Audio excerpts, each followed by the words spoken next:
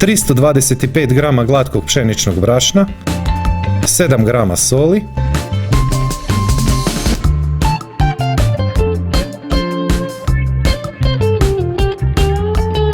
pola paketića suhog digo kvasa, oko 3,5 g znači,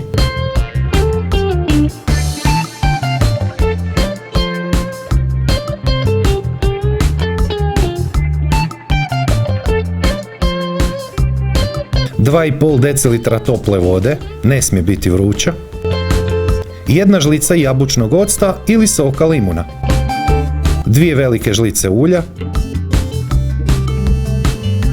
1 jaje, podesiti malu brzinu.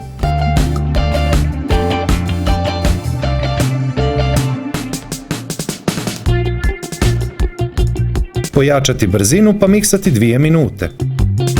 Provjereno, možete i ručno s pjenjačom miksati, također će recept uspjeti. Ostavite pokriveno pola sata na sobnoj temperaturi.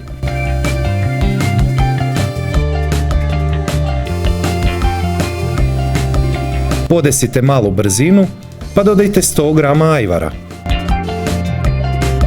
Opcionalno, ako volite i imate, 100 g bilo koje šunke, salame, šunkerice i slično.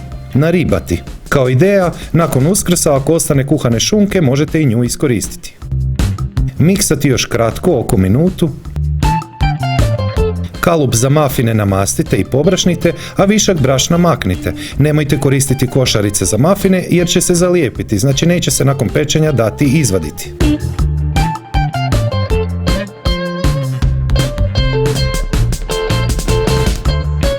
Opcija sir na kockice.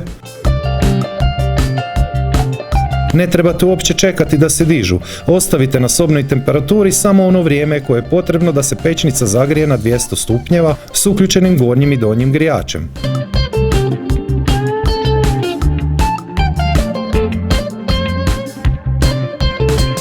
Sezam po želji.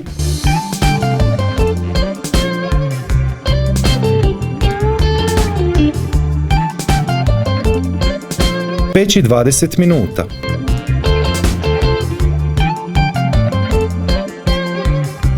Ispod svakog mog videa je pisani recept, popis sastojaka, postupak redom po brojevima korak po korak, popraćen fotografijama i preporuke za slične brze recepte koje bi stvarno volio da isprobate.